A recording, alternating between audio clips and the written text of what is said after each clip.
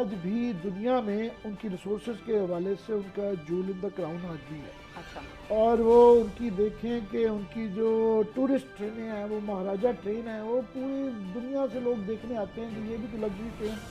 फिर वो bullet train बना रहे हैं। सबसे ज़्यादा लोग जो है ना चाइना के बाद जो है ना उनके यहाँ आज भी ट्रांसपोर्टेशन हो रही है। वही रेलवे थी, हम भी मिली थी, उन्हें भी मिली थी। तो ये है, this is the story of Pakistan. तो ख्याल आता है जब कोई हादसा होता है। आज 51 लोग मर गए हैं, 100 ज़ख्मी हैं और बड़ी दुखी दास्तान है। तो इस दौरान में जो रोज़ लोगों के साथ, याद रहे कि पाकिस्तान के 90-80% लोग रेलवे पे ही आज ही डिपेंडेंट है। सुबह शाम धक्के खाते हैं, सुबह शाम डिले ट्रेन, सुबह शाम ये मार्केटाई चलती रहती है। रेलवे क्या थी?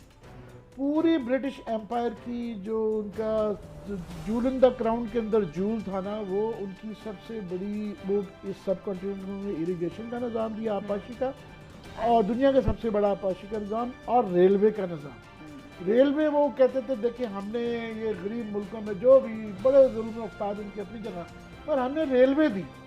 और रेलवे आप देखिए उस ज़माने की बनाई हुई इंजीनियरिंग मार्वल्स हैं। ये हरनाई या कोयटा के जब आप जाते हैं, क्या क्या टनल आज से 150 साल 200 साल पहले टनल्स बनाए हुए हैं। आज तक वो हरनाई की दोबारा उसको ठीक नहीं कर सके, चला भी नहीं पा रहे हैं। ये हवेलियाँ पहाड़ों के ऊपर, टनल्स के अंदर, पता नहीं कहाँ कहाँ पे वो रेलवे लेके गए।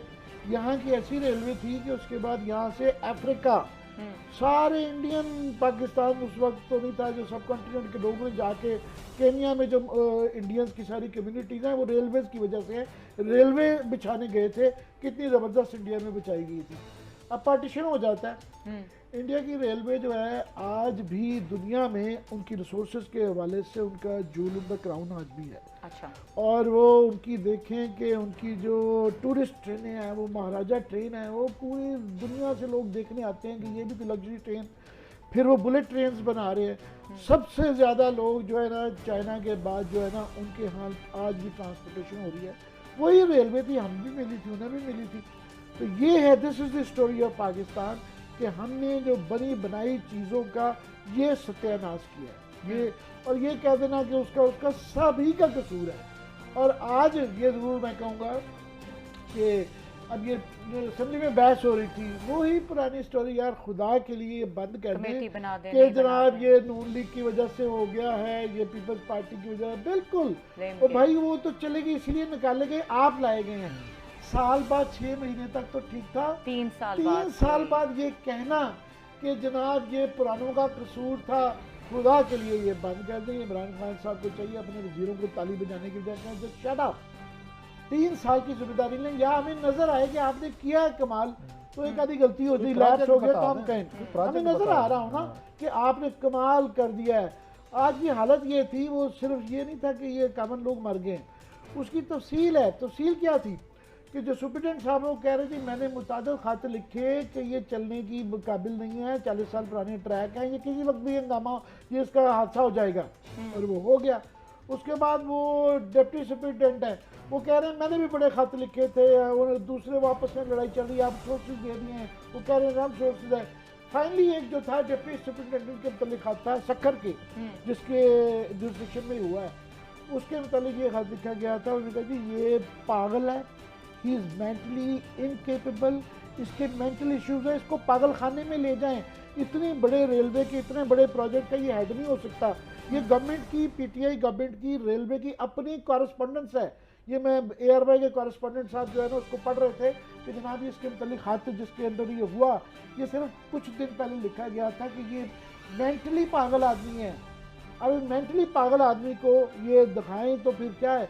अब ये तो हो गया नीचे पागलपन। अब ऊपर ये क्लास साहब ने, मैं दोबारा नहीं जाना चाहता कि जितने भी पीछे जाएंगे, काजी साहब से आ जाए, उसके बाद गुलाम बलौर आ जाए, उसके बाद चले जी साद रफीक साहब रिलेटिवली आई मस्ट से कुछ बेहतर था। हाँ उन पर 1-2 नैब के केसेस हैं वो चल रहे हैं, वो इल्ज़ामात हैं उस पर देंगे, मगर उसने जोर जरूर लगाया था। शेख रशीद साहब, वो बातें ही बस रहे हैं। और ये फाइनली स्वाति साहब आ गए। उनकी एक्सपर्टीज क्या है सर, इनको क्यों बात दी गई? ये है कि स्वाति साहब की एक्सपर्टीज ये है कि स्वाति साहब ने अब नज़र आ रहा है कि कोई ना कोई उन्होंने इन्वेस्टमेंट इतनी की हुई है, वो एटीएम इतनी बड़ी है कि मजबूरी है। लगता है किसी जगह कुछ लोगों के आगे समझ नहीं आती, दिमाग खाली हो जाता है, सिवाय इसके कि वो पंजाबी में तो लाहौर में तो बड़ा एक लफ्ज़ उन्होंने ढूंढ लिया कि जी काना बुलाना।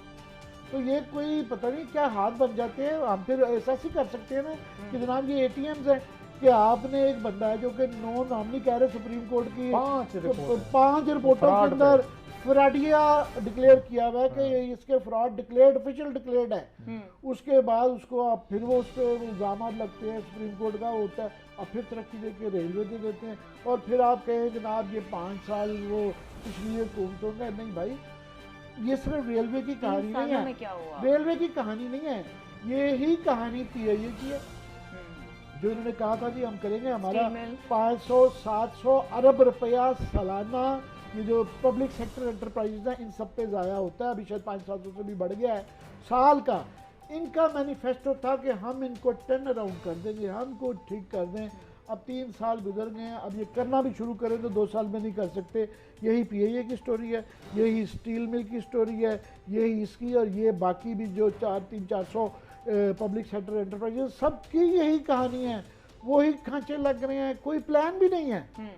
तो उसके बाद फिर आगे है जितनी बातें कर ली जाए, लास्टली होगा क्या, इसके बाद इंक्वायरी ऑर्डर होगी। इंक्वायरी को वो पता नहीं कब आएगी, नहीं आएगी, ड्राइवर पे डालेंगे और ड्राइवर पे डाल देंगे, 2-4 बीच में से ड्राइवर दिए वो गरीब गुरबा फारिग कर देंगे, और यही ठेके बिकते रहेंगे, ट्रेनों के प्लेटफॉर्म बिकते रहेंगे, खांचे रहे, कोई रेजिग्नेशन को छूट की बात है। हाँ, अगली दफा जब दोबारा हादसा होगा, आप और मैं इसी तरह क्लासेस साहब को गुस्सा आ रहा होगा, आप भी इस तरह की सवाल कर रही होगी, और मैं भी इस तरह की तकरीर दाग रहा हूँ। This is story of Pakistan. ये मैं ऐसे ही